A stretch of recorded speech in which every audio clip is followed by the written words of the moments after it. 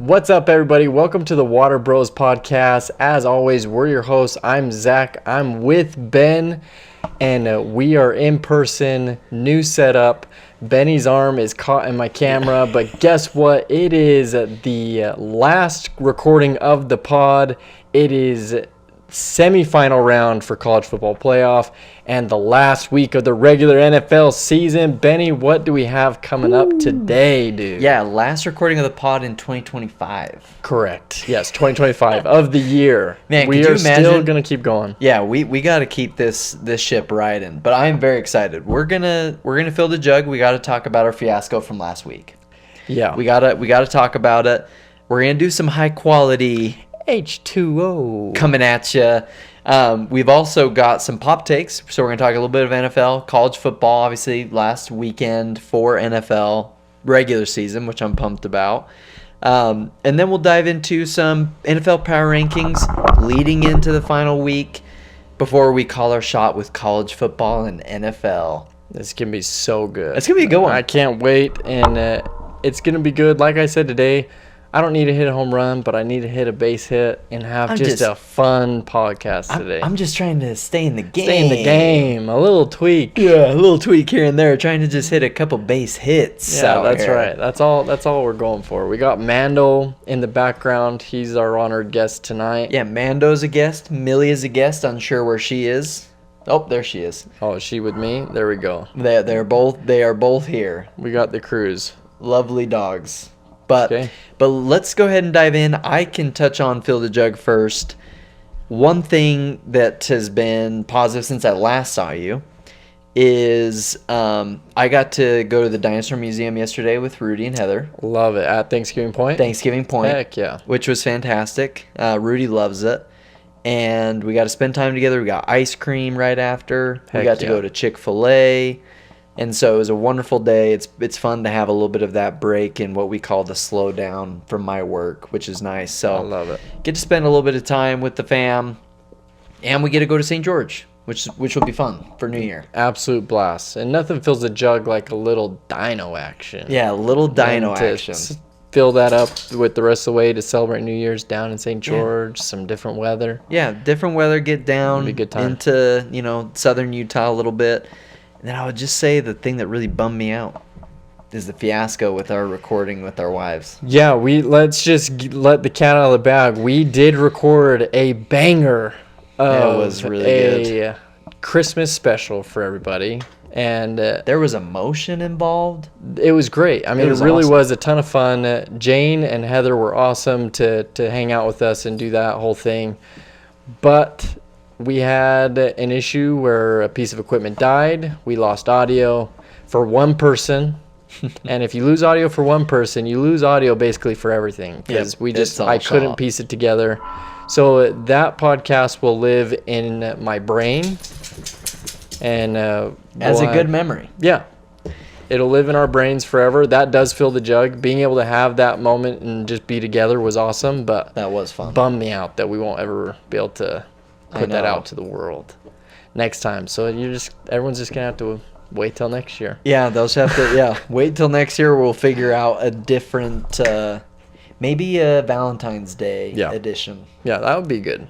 Valentine's Maybe we could do Day. that. Valentine's Day would be a good new next target. Because I gotta figure out some things we gotta fix a little bit. figure out the logistics a little Yeah. bit and get Heather back on board. She said I'm a one-time pony. So we'll see.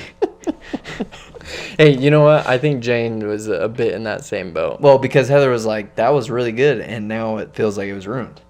It was. And it just leaves a sour taste. It does. But she'll be back. She's like, Yeah. I'll be back. That's But- why I say, like, we can't do a new thing right away. It's No, gotta, you gotta let it we simmer. gotta let it come back. Gotta let it simmer for a minute, which is fair.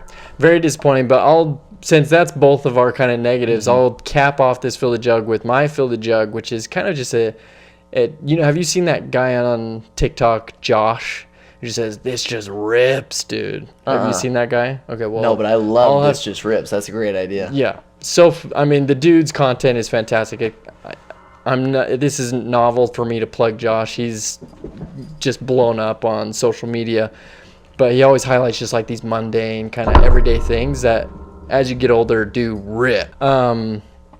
So the thing that just ripped the other day, I mean, we're sitting here. We have a new TV downstairs. Yeah. And Great spot. Very excited. We got the WaterBros in the back. This is something just fun that we could do today.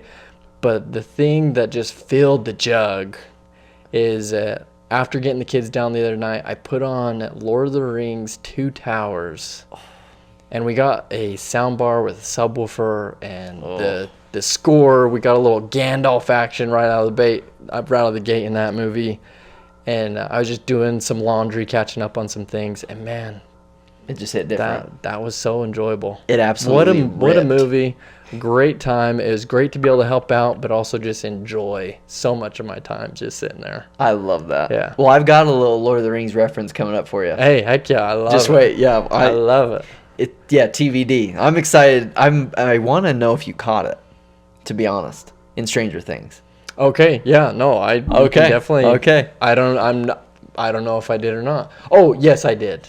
I called it out to Jay. Okay. Yeah. I was gonna say, I was like, I even said, it's like, hey, Jay, guess what? Yeah. I had to tell Heather Gandalf. too. Yeah, and Heather literally was like, that is the weirdest call out. I did the exact same thing. Okay, so yeah, that has been filling the jug for sure. I love that. And I did notice the subwoofer in the soundbar, and I was like, dude, before you go, awesome. Battle of Helm's Deep. Oh. You know that's going to hit different.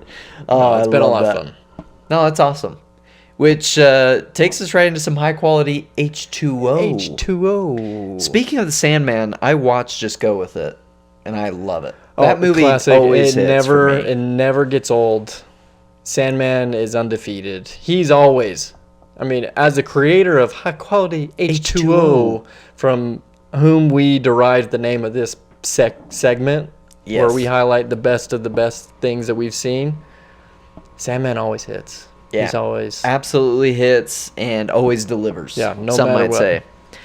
And first and foremost, I'll lead it off with my king, Drake Maye, because he had an absolute banger of a performance, and this is actually even better coming off the Monday night performance that Matthew Stafford had last night, because Drake Maye is looking like he's going to win the MVP after a very near much so perfect performance.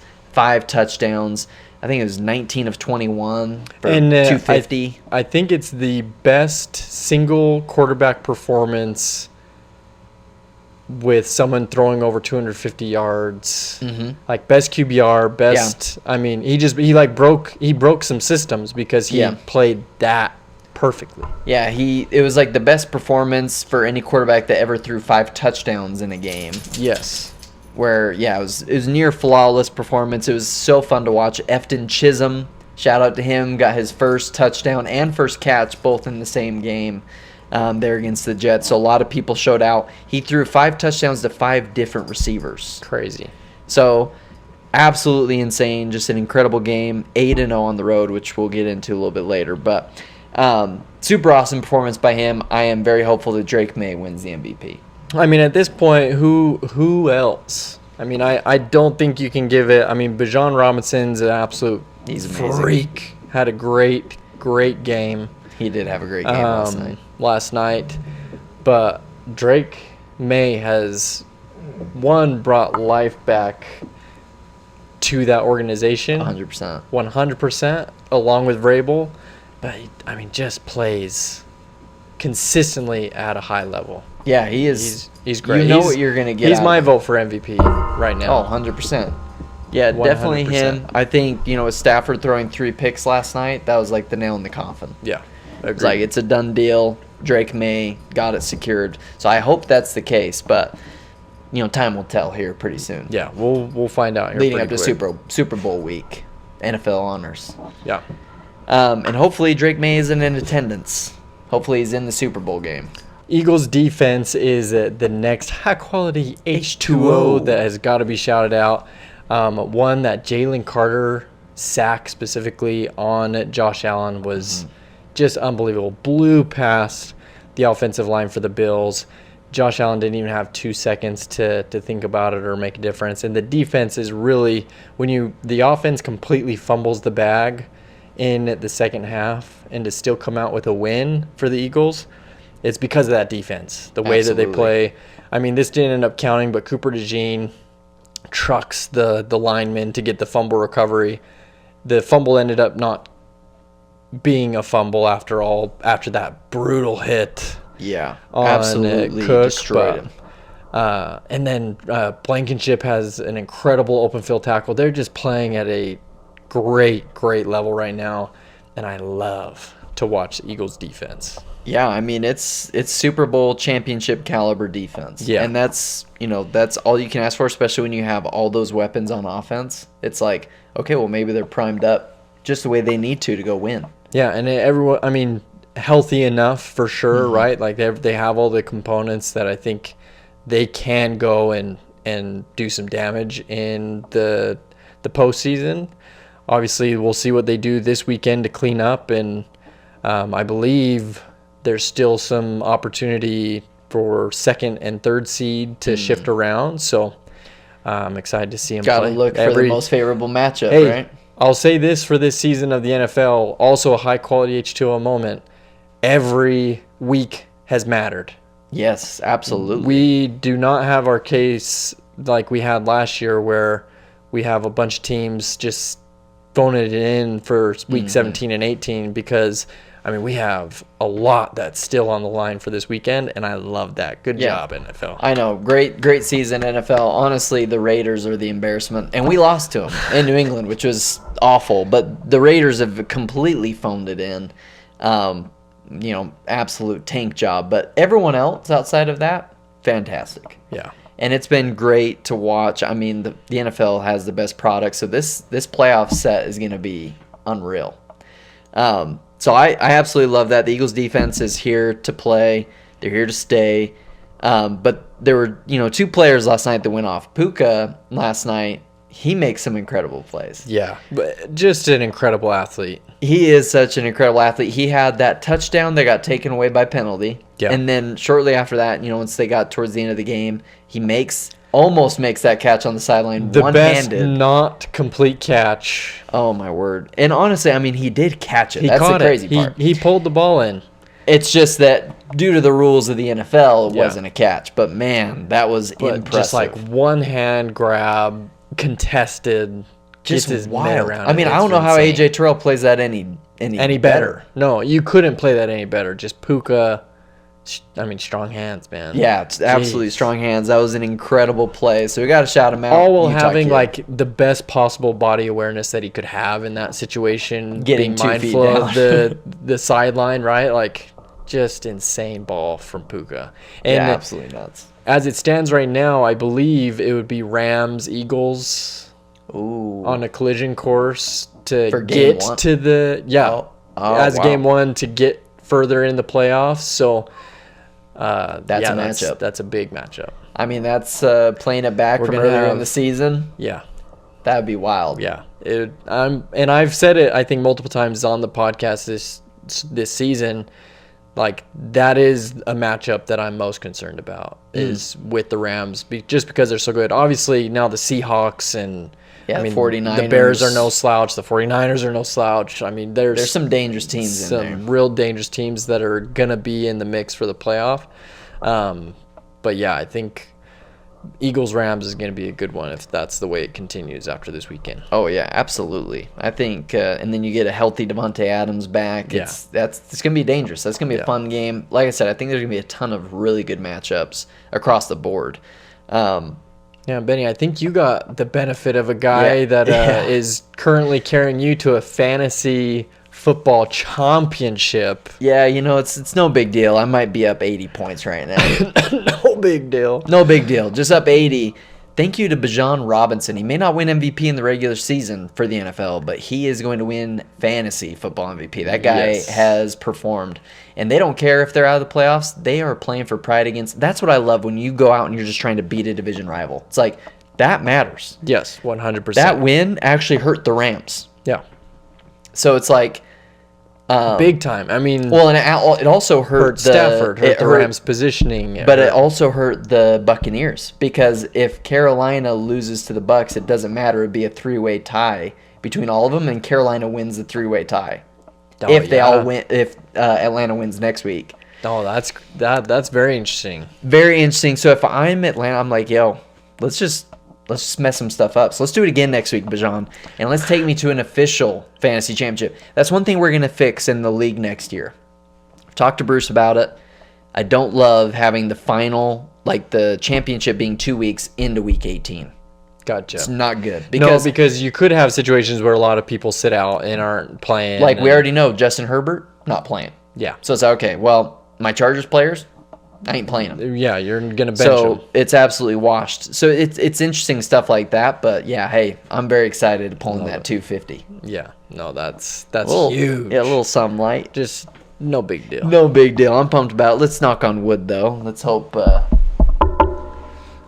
that that still pulls through for me. But yeah, some high quality H2 out of Bijan Robinson last night. H2O. Really, the high quality moment was his 93-yard touchdown. I mean, incredible. Which is career high in NFL or college. Yeah. Absolutely absurd. Yeah, that's another just incredible athlete to watch. He's just so much fun to watch. He glides. It's unbelievable. Just flying around. Really the polar opposite of like Phillip Rivers. And even when it looks like I say this about any really talented running back, because we also had Derrick Henry have an incredible game. Insane game. That is one of the most exciting positions to watch when they are just good, because they make magic happen out of nothing. Yes, like I completely They can agree. be running into a wall and somehow find a lane and pop out and just they're gone. Yeah, it's incredible. But that's also impressive because Bijan Robinson and Derrick Henry are two very different types of running back. And Derrick Henry is a future Hall of Famer. I mean, he's unreal. Yeah, different approach, but just exciting nonetheless when you have a good RB in the backfield. And the Ravens kicking the Packers trash with no Lamar. Yes. I mean, not a good look for the Pack. No. At all. And Jordan we Love both got picked the out. Packers. We did, yeah. I thought the Ravens were shot, but now they have a chance to win the AFC North. I mean, They make the playoffs. a lot of high quality H2O this last weekend, man. There was some crazy football. Yeah, there's some interesting teams, interesting things happening. This weekend is going to matter. But that leads us into some pop takes. Let's talk about some of the things happening in the world. But before we dive into some of the sports news, I want to talk Stranger Things. Pop takes on Stranger Things. Henry sucks. Okay? I can't wait.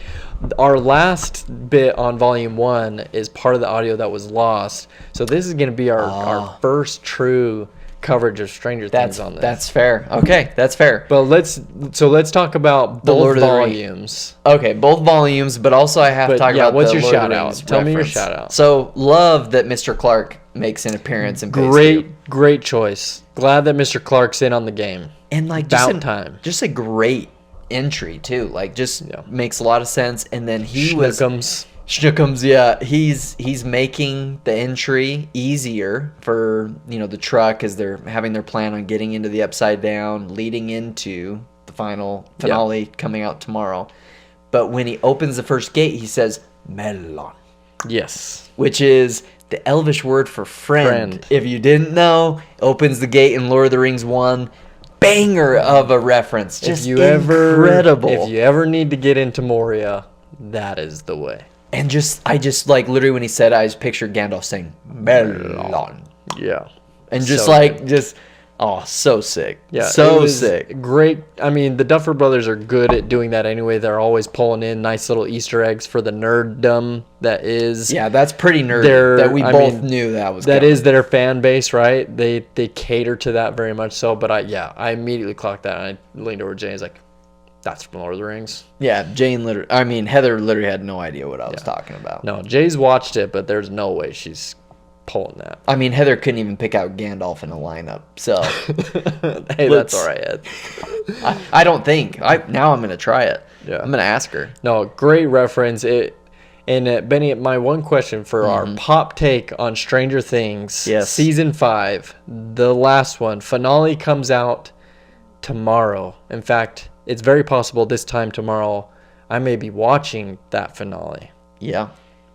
What are your thoughts on Volume 1 and Volume 2, Season 5 as a whole thus far? So, I've watched a lot of people's thoughts and their commentary about it. I do think that the acting has deteriorated from some of the main characters. Okay. I think that the writing was poor from Eleven's perspective. I think she is non-existent. She's a little sidelined. She is sidelined. Yeah. For whatever reason. She has the same face in every scene, just constantly.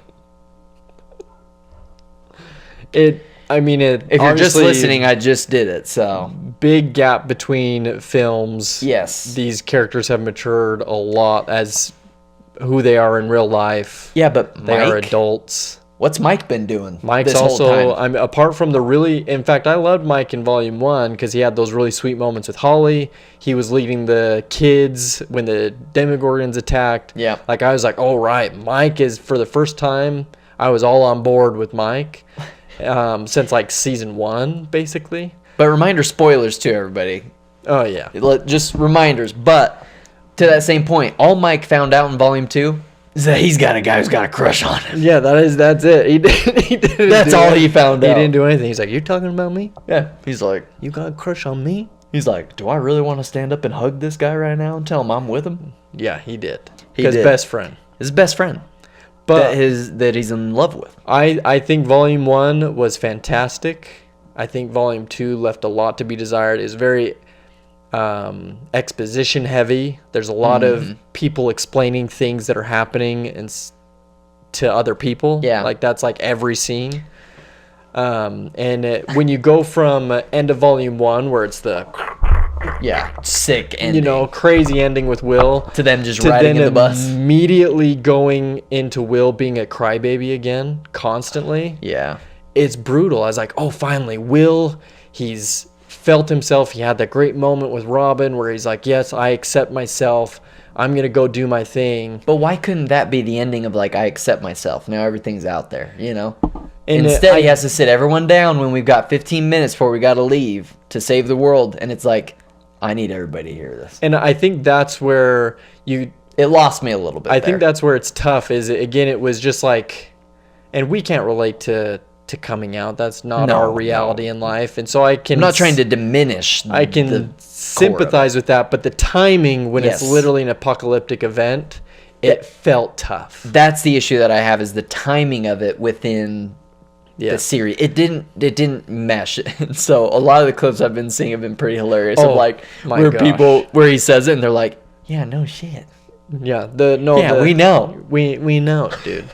Well, and that's the thing too is like Mike calls him out for it in season 2 Yeah, something like that. or season 3 maybe. He's And like it's not my fault. You don't. and Jonathan is known. Jonathan is known, and I feel like they've had like a little bit of like a understanding. understanding, not a conversation. So that's interesting.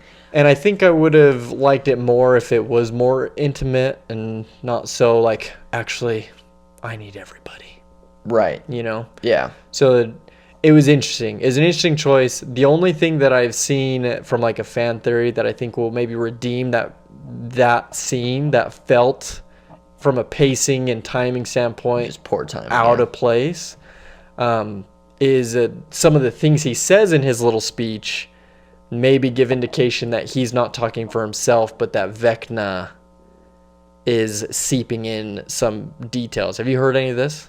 I haven't gone down the theory hole of this, no. Okay, so there's a line in that little monologue, and this is where we'll end it because this is a football podcast. Yeah.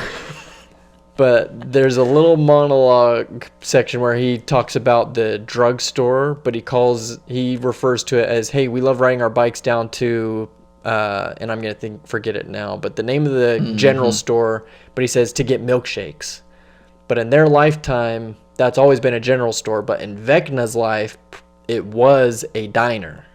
Oh. Before that drugstore that Joyce works at in the earlier seasons, it used to be a diner, got converted.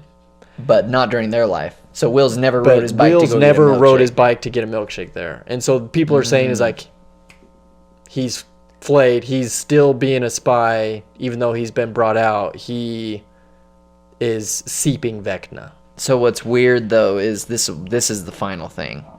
If they come out in this finale where how they've called Vecna the 5-star general for the Mind Flayer, and Yeah. that Vecna is doing all this to just get after the Mind Flayer, and he's gonna have like this redemption story. Come on. I don't think you can redeem Vecna. Okay, good. I hope that's not the case. I hope they don't try to. I think it's. I good have to seen that have where a lot of people are like, that better not happen. Yeah, I think it's good to have a true villain. Yeah, he's been the past 3 seasons. The things he's done, I don't think you can redeem him. No, not at all. Anyway, overall, very I am excited still about excited for that finale. Very.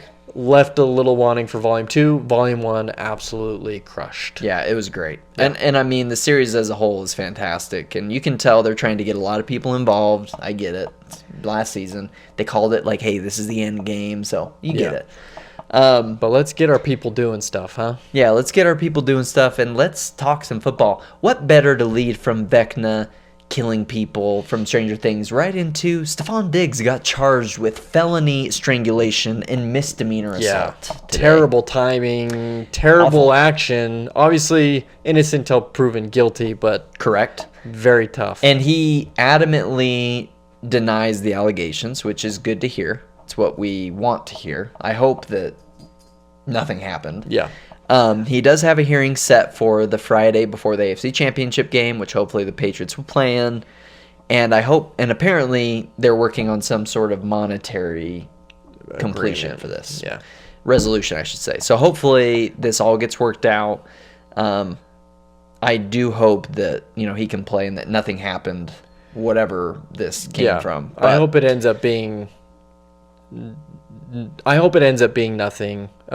Because he's with Cardi B. They just had a baby. Yeah, I don't know I don't know who this was with. I don't know. I feel anything. like he's been on a really good clip. My understanding, maybe you said this, personal chef is who it was. Oh, was it? It's Okay, personal chef. okay, that's helpful. I did not see that. But I don't know if it was. I didn't see if it was a he or a she or. I didn't either. But apparently, personal chef. So I want to know, like, was it just a misunderstanding? Mm-hmm. Is there more to the story than just like Stephon Diggs attacking somebody? Yeah. Either way, like, it's never great when you have someone. I mean, anybody, regardless of if they're an NFL star or not. Right. Yeah. Anybody for that matter. Hopefully, it comes to an easy resolution. I hope so, and not a very good day for the Diggs household, or maybe it is a good day because Trayvon Diggs got released by the Cowboys today, which is very interesting. He just signed a 5-year extension in 2023, 2 years into it, cut. Interesting. Before the last week of the season, which is very interesting. Maybe that's a little bit of like a, hey, you can go get signed by someone who's in the playoff contention. Like go with a contender. Hey, I'm really hoping that Eagles front office pulls some strings and pulls in old Crosby. Oh, could you imagine? That would be amazing. The Condor. I might completely. In Philly green. That would be absurd. Oh, I would love every second of it. Well, now that I'm thinking about it, what if the Patriots go out and get another corner and they get Steph's brother, bring on Trayvon Diggs? I mean, yeah. Maybe. Yeah. I mean, we could always use secondary help. I'm excited to see the little moves that people make to the little tweaks. Bolster in. Oh, yeah. Into the final push here. The playoff tweaks, very, very interesting. I'm going to save a little bit of the college pop take here. Yes. But Phillip Rivers' experiment officially done. Officially done. He ran his course. 3 games. What a glorious run. Played a lot better than what people thought. Very productive. Very productive. Kept him, in games. And yeah, kept him afloat. Riley Leonard will start for them, and I think Anthony Richardson will have a new home come next season. Yeah, is my guess. It's Daniel Jones. I think will stick around Indy. That's my thought. I think they had a good thing going. They just need to keep making more tweaks. That's going to be a team that will come back once he's healthy. But just insane bad luck for the Colts. And I thought it was interesting though. Like they actually polled all the players to get their permission to sign Phillip Rivers if they were okay with it. Oh, really? Yeah, and everyone was on board. I mean... What does that tell Riley Leonard, though, the rookie in the room? They're like, hey, we'd rather pull a 44-year-old... Pull the dude who hasn't played for 5 years. Yeah, let's pull the guy who's a grandpa. Well, I think there's a lot to be said. I mean, experience matters. Yeah, for sure. With Riley, he's, what, a 5th, 7th round? Mm-hmm, something like that, yeah. Or undrafted. Very late round pick. Even first-round picks go out and get obliterated. True. So if you can bring in an experienced guy and try to keep things going, then it's a good why move for wouldn't him. you? Yeah, and I mean, they made But that they big just- trade for Sauce, too, in the middle of the year. Just gave up first rounders. Yeah. And it just fell. Just did not work out. Very unfortunate, but I mean, if we're talking on the other side of the token of teams just not failing, like I said in the little Drake Maye highlight, I do want to reemphasize shouting out Mike Vrabel, 8-0 for the Patriots on the road this season. Unbelievable. Road Warriors Has been done by the Patriots before. has been done to go undefeated. You know, Do you know how often that has been the case? it was where you're 2016 and then 2007, 2008, I Okay. believe, were the 2 years where we went undefeated on the road. Both seasons made the Super Bowl. And I mean, right now, the Patriots are wagging. That game versus the Jets, again, we already highlighted it, but I mean, just perfect football. Yeah, just easy. Yeah. And we said that it was like, hey, this is going to be a tuner game, but it was. Yeah, honestly, I mean, Brady Cook out there, bless his soul, bless his little heart. I mean, good for him. Good for you out there. You know, the Jets are just a dumpster. I don't care who goes there. I am going to be very surprised which quarterback is going to save that franchise. I mean, it's an unbelievable amount of suck. Yes. And it's poor Jets, poor Dolphins that they have to deal with Josh Allen and Drake Maye for the next decade. Yeah. Because Josh Allen ain't going anywhere. And That guy is Drake Maye is a dog. Yes, he is. Absolute dog. And speaking of dogs, we've had one in Salt Lake City for the past 30 years. As an assistant, as a defensive coordinator, as a head coach. He is a Utah man. Am I, Kyle Whittingham, heading Utah man no more. no more. Heading to Big Blue, Ann Arbor, Michigan. A2, he said. Crazy. Um, Crazy. In his intro press conference. Absolutely insane change, Benny. And I think, I mean, we've talked about this a little bit, but this is the first time that we're going to have it on the pod. Without the lost audio. Without the lost audio. Unfortunately. That long lost audio. But Kyle Whittingham going to Michigan, we said it before, but it's the best possible hire I think that Michigan could have made, because Absolutely. Kyle Whittingham is going to go in there. He's going to set culture. You can already feel that exuding from him in his pressers. Like he's talking. He's like, seems yeah, hyped. that's Kyle. Like I wish him no ill at all as a Utah fan. I'm excited to see what he does with Michigan, because he's going to fix the ship, you know? Absolutely. I'm very happy for him. I also think that I'm rooting for him. Like, ultimately, it's like, hey, after the Utes and us trying to go make the playoff, win a championship next year, go Big Blue. Go Kyle. Yeah. Like, I wish him nothing but the best. There's going to be a lot of Utah players that probably overlap. Utah coaches, potentially BYU coaches. Yeah, looking like Heading Jay that Hill's going to be a target for DC. It's looking like Jason Beck is a target for the OC. Which, from a Michigan beat writer, Jason Beck is considering staying at Utah as well. Yeah. So we've heard both reports there. We'll see. We're honestly going to find out after tomorrow. My understanding is they want to stick with Underwood as QB, which means Jason Beck wouldn't be taking Dampier. Nope. And so that might sway some of that decision, maybe. I don't know. Yeah. Since they came in a package deal originally. But either way, I do think that Kyle is going to go and he's going to be a problem in the Big Ten. I saw some people saying that he's not a championship coach. Come on. I think, one, he's got a lot of time left. There's plenty of coaches older than him. He's 66. He's got a 5-year deal, $8.2 million a year bag. And, I mean, I think he's more than ready to go and still have that fire. Absolutely. I think, Urban Meyer, he spoke to him on the phone when Kyle basically said, hey, what do you think of Michigan and me going there? And Urban's like, you could win a championship there. It is a tough job. And that's the thing, like say what you want to about University of Utah, but it's traditionally just a smaller program. It's a smaller market, smaller resources. You're going to keep a coach around longer, most likely, than a blue blood like Michigan. If he has a bad first season, sayonara, right? It's that way. There's a lot of pressure. But they're like, if there's anyone who's got his jib cut out for that, it's Kyle Whittingham. Yeah. And he's going to fix it to what, like, the way he coaches is what Michigan football is. It's trenches. It's hard-nosed football. Yeah, that's what he is. The brand fits perfectly.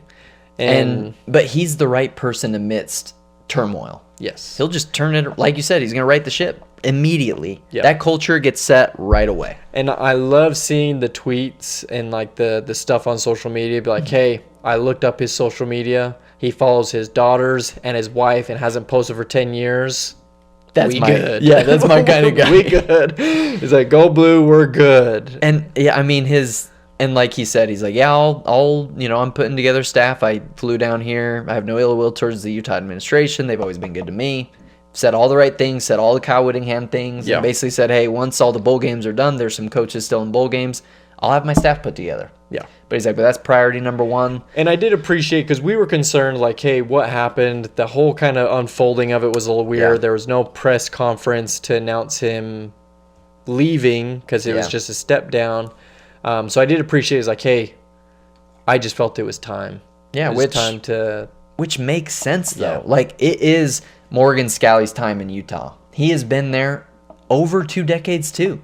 As a player and the coach, graduate assistant, defensive coordinator, safeties coach.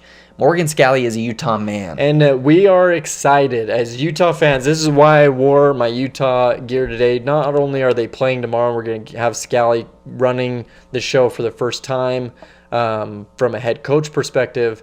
But, hey, we're all right.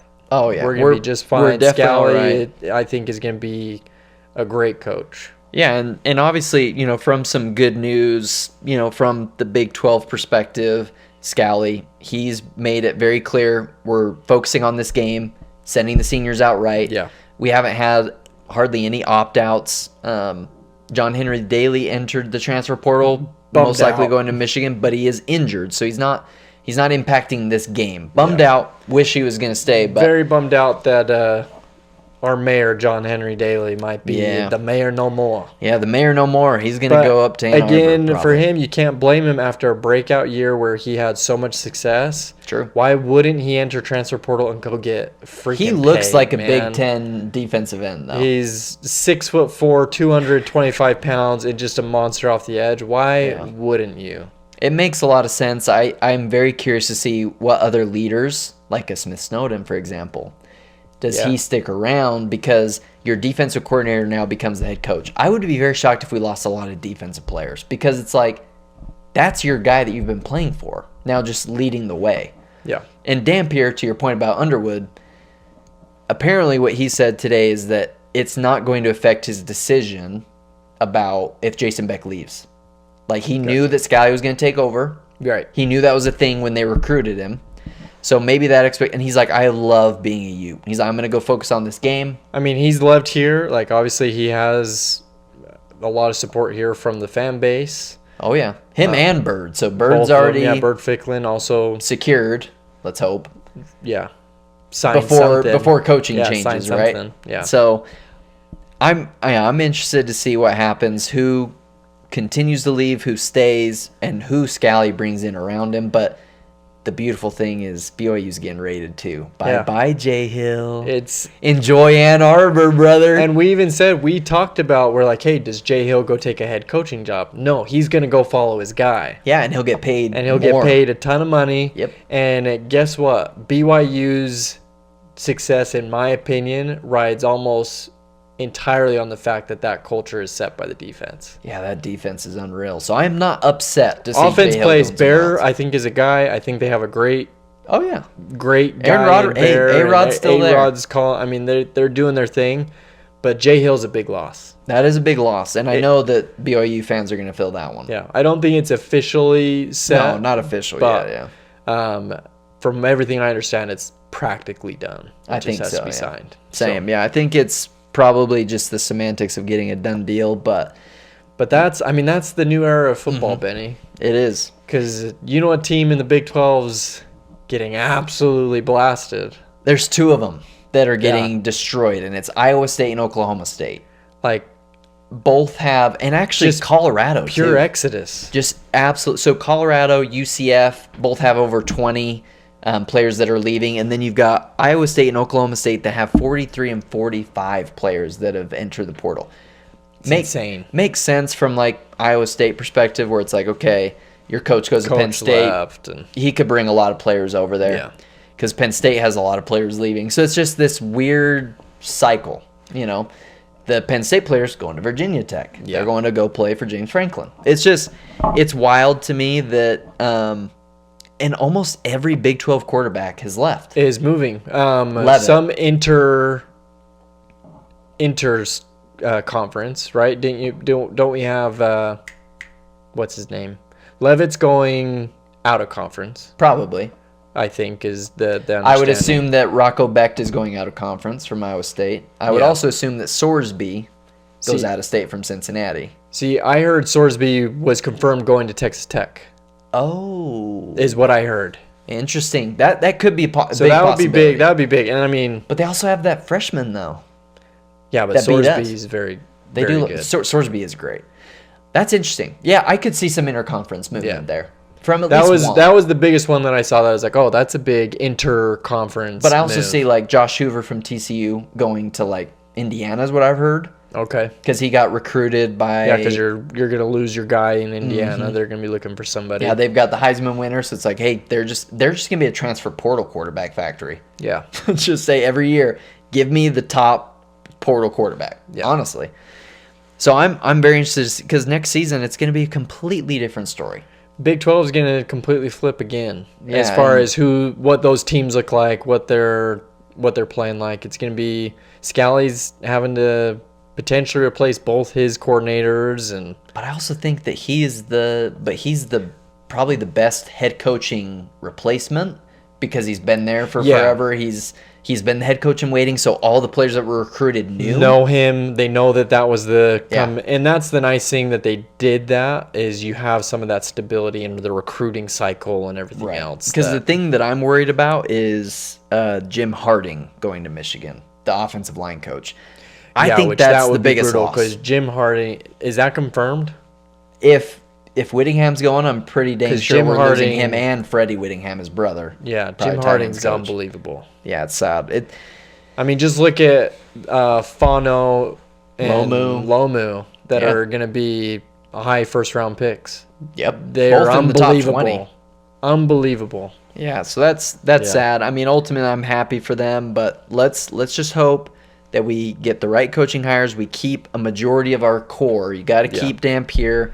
Because if you keep Dampier, I think players will stay. And I hope we go and make some big moves. Oh, we'll make some moves. Big moves in the transfer portal. Pull some people in. We got to go pull. We got that private equity. So let's go make the most of it, right? Let's go spend some money. Yeah, 100%. We've got to go get like 10 to 15 players. I think depending on what happens. This is the most excited I've been for the transfer portal is this year, just because I feel like Utah has made some moves to be like, yeah, we're throwing money at this. It's like the most excited and nervous because there's no spring portal window. So like this is it. You have to get it done. Nail it. Yeah, you got to get it done. To nail it. We cannot lose JJ Buchanan.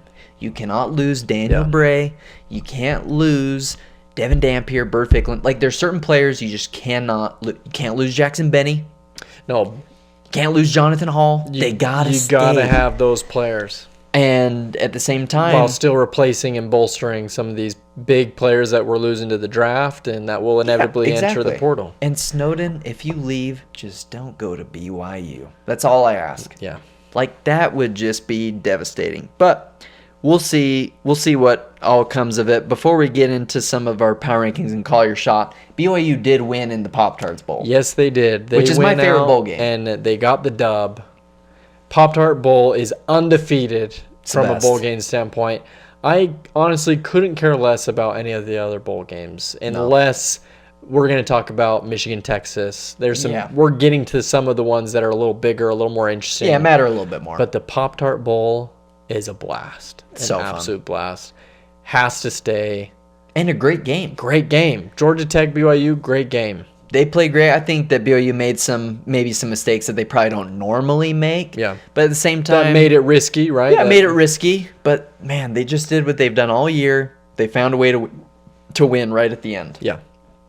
And that's, at the end of the day, that's all you can ask. That's all you can ask for. And you could tell that Bear is hurt. Like, his ankle's hurt. He wasn't running. He like wasn't he had all mobile. year. He wasn't the mobility threat that he normally is. So, interestingly enough, is Bear Bachmeier going to be like the Stephen Curry of BYU, where he just has ankle problems? Where he just can't stay healthy. But then Stephen Curry got away from it. But college is a short time. So is Bear Bachmeier going to struggle with ankle problems? I mean, that's a great point.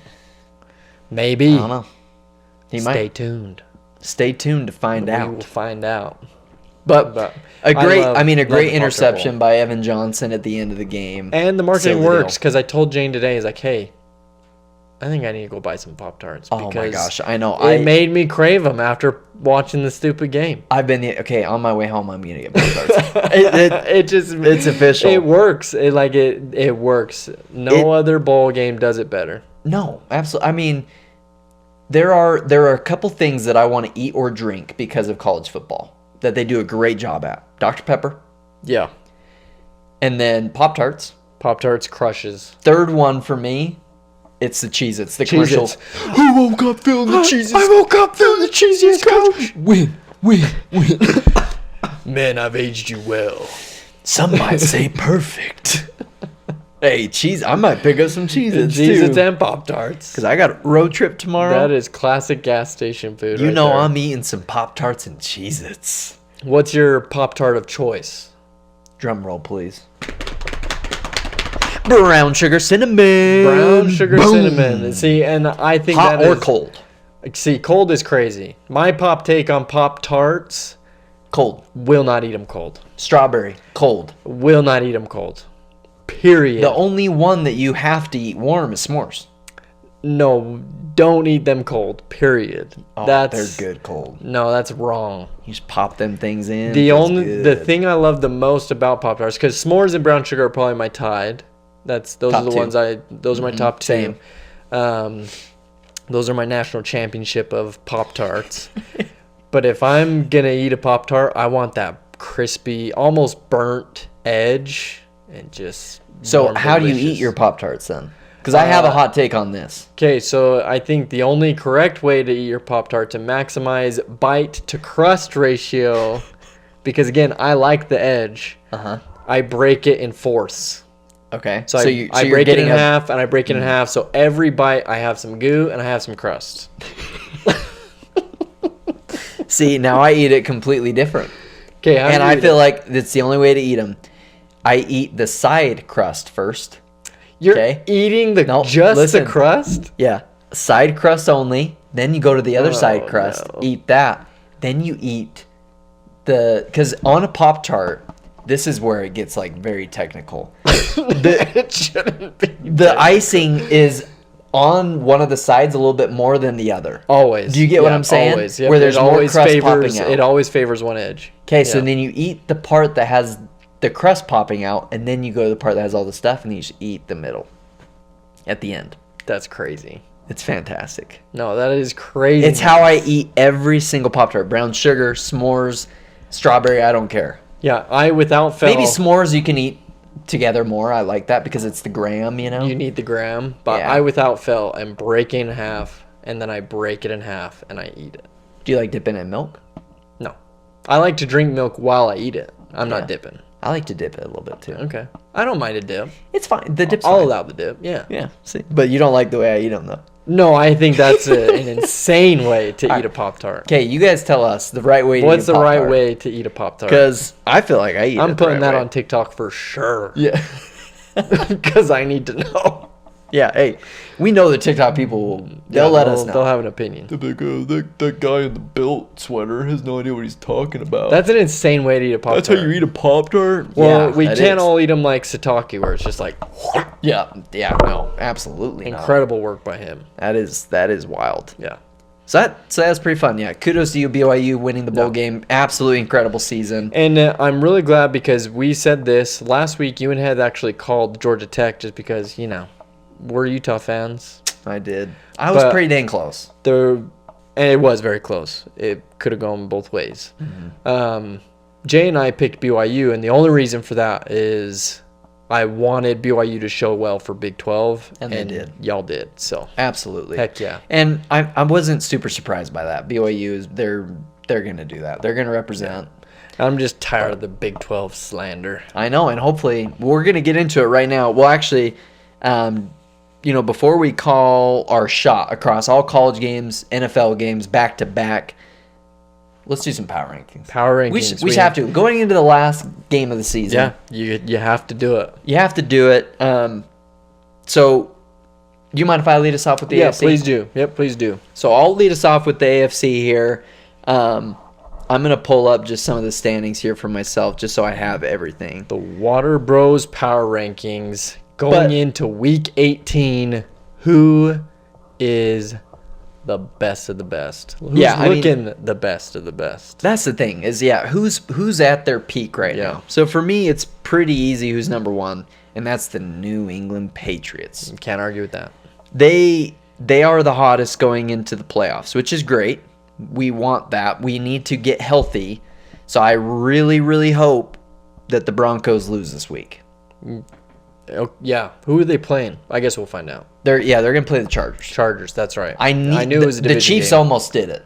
They almost beat the Broncos for me, and I was like, please. Well, and please. Broncos have done that where they play very close games. I think close games. if there's any team that would just benefit the most from the 1 seed, it's the Patriots. Because if we can get fully healthy, get Will Campbell fully back, let's go for this. But it would benefit every team because you get healthy, which I get. But number 1, Patriots. Number 2, Broncos.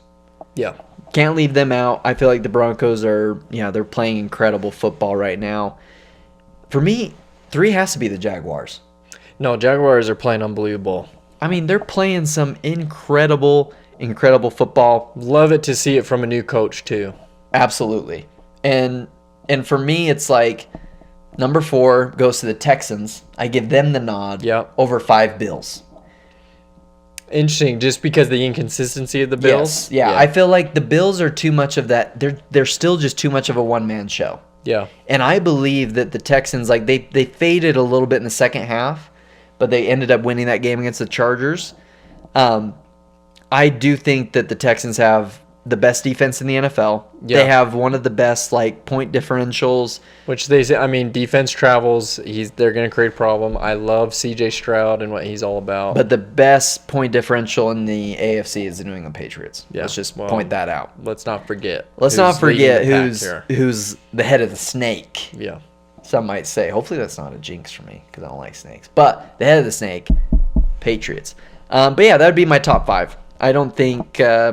I think obviously the Chargers are that hinge team, but outside of that, I feel good about that. No, I think that's solid. That's a solid pick, and I think the Bills could be higher. Bills could be higher, but I don't think they necessarily deserve to be higher than. Yeah. They don't have to be higher. And I told you this before we started recording, but I don't want to see the Bills in the playoffs. Yeah, the Bills can be very tough, but the problem is they are a bit of a one-man show, and then, when they went to try to beat Philly with a 2-point conversion, the one-man show is the one who missed the shot. Why didn't he set his feet? All you got to do is set your feet. That's what kills is, you can complain as much as you want. It's the coaching. They just don't get it done. Josh is trying to do it all, but it's when you call a good play, the guy's wide open, and you miss your shot. That's killer. Yeah, 100%. So that would be my AFC. It's going to be a tough road to the Super Bowl. I think for both conferences are going to be absolutely brutal roads. I think there's some really good teams, especially compared to last year. I don't think it's just this team's going to just roll over everybody else. I don't think that is the case at all this year for NFC, just because I think they're getting hot right at the moment. And you might push back on this just because they had a terrible second half, and I acknowledge that. But I am going to put my Eagles back on the top of the hill. And you know why I can do that? Because I think they look the part for a Super Bowl team. They do, yeah. Again, people are going to be like, they suck in the second half. They didn't do anything offensively. There's some really good teams in the NFC West. There's incredible teams. But I have the right to put my favorite team up there when they look like they could make anybody's life difficult. Absolutely. So I am going to put the Eagles. Obviously, the Seahawks are insane. They're so good. I'm going to go to the number 3 are going to be the Bears. And should Seahawks probably be the number one? Yeah, probably. But they're not. But they're not. Not for the And WaterBros actually, podcast. maybe not the Bears. I might drop the Bears a little bit. Go Niners, Bears? Go Niners, Bears, Rams. Yeah. Yep. I think that makes sense. Niners, Bears, Rams is how I'll round that out for the NFC. But again, another brutally tough road to the NFC Championship. I mean, this is a pretty safe bet, but I'm pretty sure that the NFC champion's probably coming from the West. I mean, the odds are certainly in their favor. So, yeah, that's not a hot take. I mean, No. 3 chances at it. 3 chances at it. 3 really tough teams. Really tough teams. I mean, Seahawks. They've played incredibly well. Seahawks defense, the dark side is so good. Yeah, there's going to be some crazy games this weekend to determine the 1 seed. So, those teams are coming in swinging. Yeah, 100%. But I don't hate it. I mean, the Eagles are, they're a great team, and they're playing at a better level now. And it's just that offense that needs just to click. I mean, I'm trying to remember. I believe I picked the Bills to go to the Super Bowl. And so the fact that they beat the Bills and got that win. Yeah, you picked Eagles-Bills, right? Yeah. Well, it's still definitely possible. A lot of people are saying, hey, a potential Super Bowl matchup. Could be. And so the fact that they got that win, even though it wasn't perfect, it was a little ugly. The fact that they get that win on the road, It's a big deal. All right, I'm feeling pretty good about my Birds right now. Yeah, and I hated that the Bills are wearing those red jerseys. Just basically copy the Patriots retro jerseys. Don't love that, but Yeah. glad they got the loss in them. The red alt It's so sick. is so sick. I do love the red alts, yeah. That's one of my faves. But yeah, I like that a lot. I don't have much of a qualm with the spots there on your power rankings. But Benny, as we're getting into Color Shot, that's what's so exciting is, I mean, we have some just great matchups this weekend. Some incredible matchups that I'm very excited about. And they have some great fantasy implications too, which are going to be fun.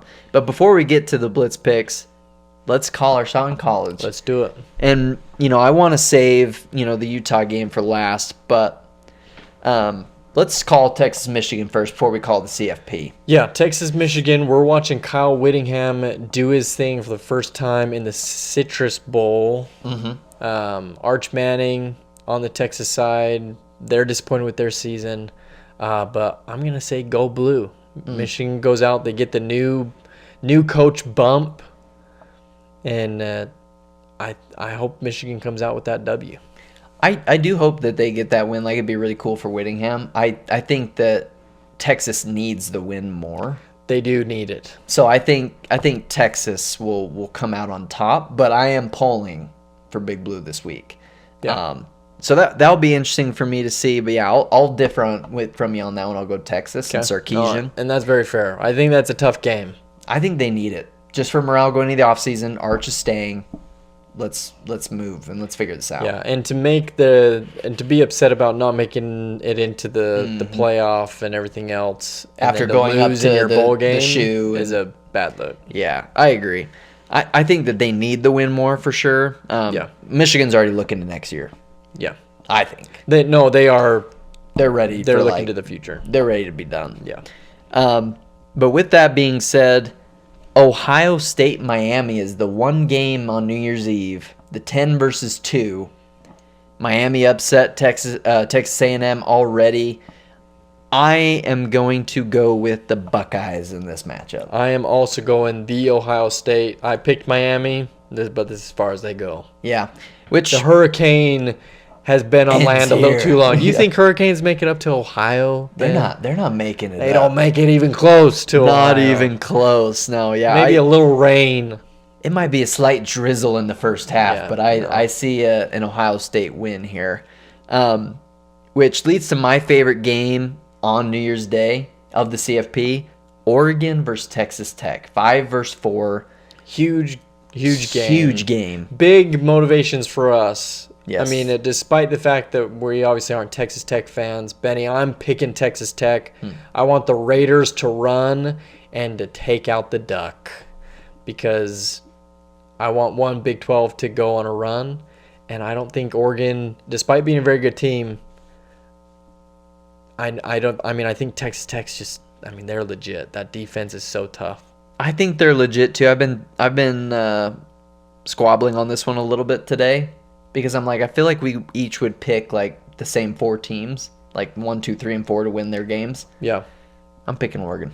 And let's remember that last year, all of the top seeds lost in this semifinal round. I don't think a single 1, 2, 3, 4 that got that first round bye won. Besides, because Ohio State was not in. Ohio State was a 5. They were a 5. You're right. Yeah. So honestly, that would be, to the experience we've had, Oregon's not a bad pick, and I think there is room for upset for sure. But that's a toss-up one. But I do think that I like Dan Lanning a lot, so I'm leaning Oregon in that game. Okay. I like Dan Lanning too. Great coach, great program. Yeah, he does it Former right. Pac-12. Yeah. I don't mind Oregon being good, but I just want Big 12 to not be out right away. 100%. I would love to see Texas Tech win and go play Indiana. Yeah. That'd be sick. Yeah. But with that, we've got Alabama versus Indiana, 9-1. The Heisman winner, first game after winning the trophy, Kurt Signetti. Can he take Indiana to a CFP championship? Can he finish the story with the Heisman winner? Must be so sick. Crazy. I think Crazy high. the world's got to be rooting for that. Hey, we haven't done it for a while. Should we do a 3-2-1 pick? Let's do it. Okay. 3, 2, 1. Indiana. Yeah. Who's yours? Who's yours? Yeah, I mean, the whole world's got to be rooting for them. Yeah. I mean, how cool is that? A basketball school. Honestly, Crushing it. Saban was breaking it down on Pat McAfee, and obviously Alabama guy, but he's like, hey, Indiana's a good team, a tough team, a physical team. Yep. Like Coached the right way. Play the right they got way. talent. They're disciplined. They actually run the ball very well. Yeah.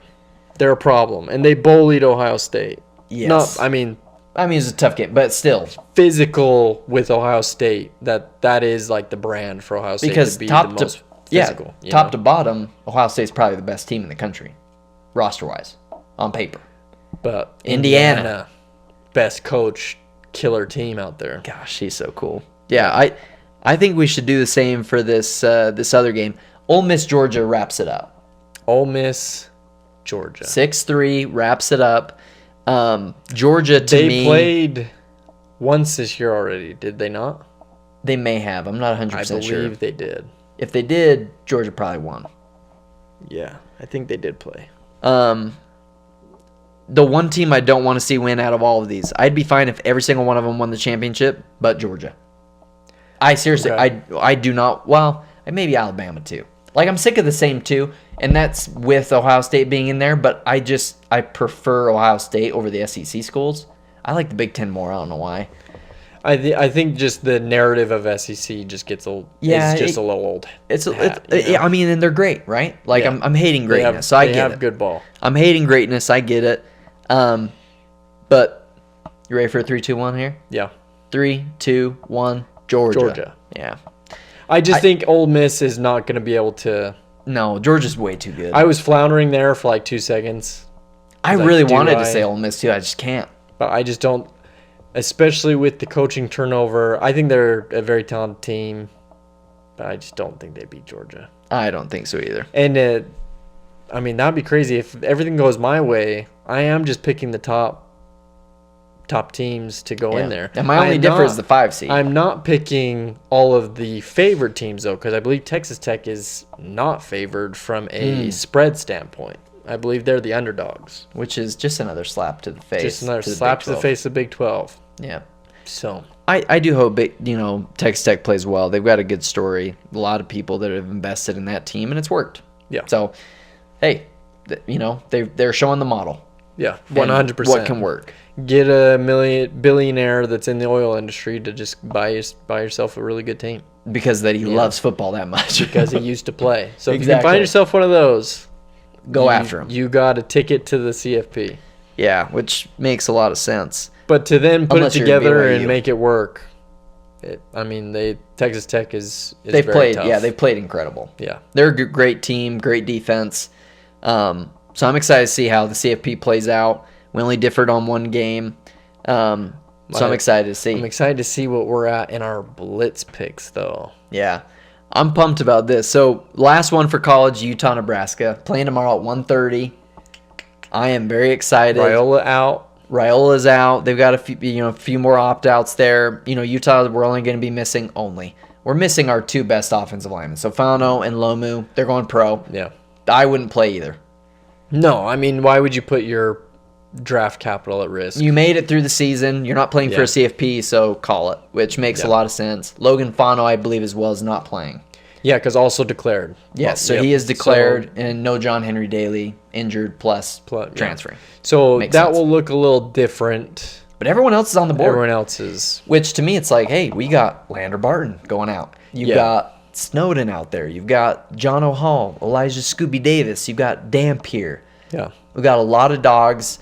Utah's favored by 14. And there have been moments this year where we have played without some of those pieces, and I mean they've done all right. So we should still be very tough.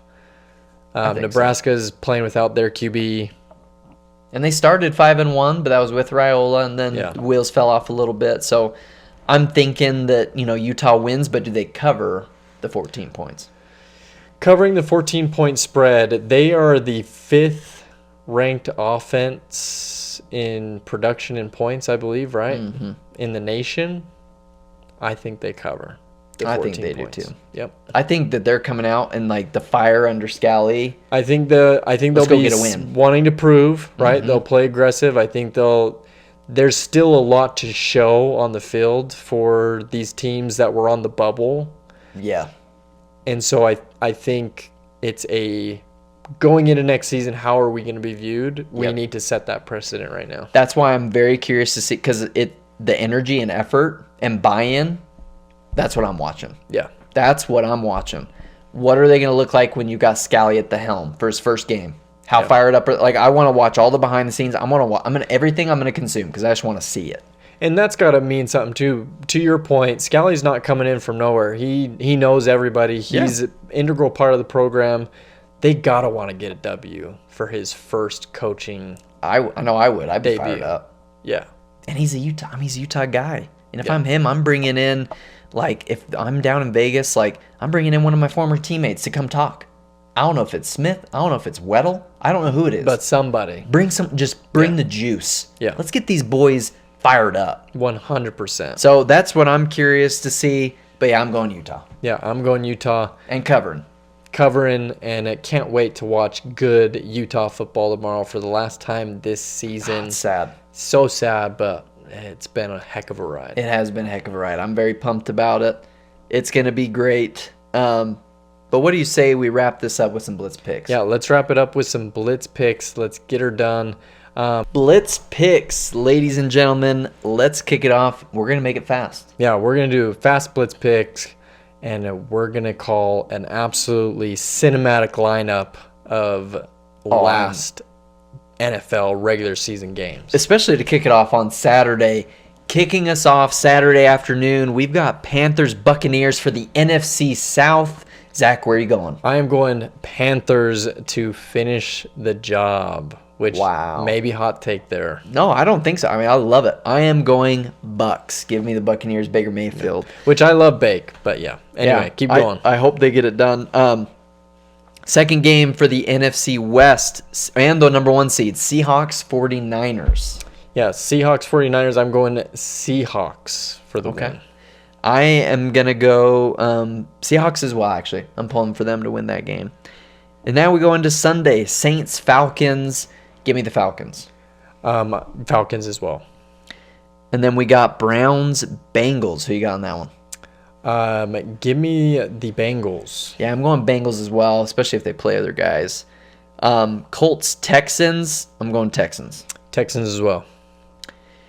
Titans, Jaguars. Who you got there? Jaguars over Titans for sure. Yeah, I'm going Jags there as well. Packers, Vikings. Give me the Packers. Yeah, I think Packers need to get back. Let's give Packers a shout for that one. Yeah, I like them to win that one. Cowboys, Giants. Who you got? Cowboys. Yeah, for that. Dak Prescott's playing for pride. Give me the Cowboys. Yeah. Jets, Bills. Bills are going to win. Bills Yeah. taking that one for sure. Yeah, Bills are going to Great secure the job. little tune-up for them as well. Absolutely. Lions, Bears, who you got? Lions, Bears. Give me the Bears. Yeah, I'm going the Bears to Unfortunately. finish. I feel like the Lions Breaks are my limping. heart. Yeah, Lions are limping to the finish line here. Chargers, Broncos. I'm going Chargers. I need them to beat them.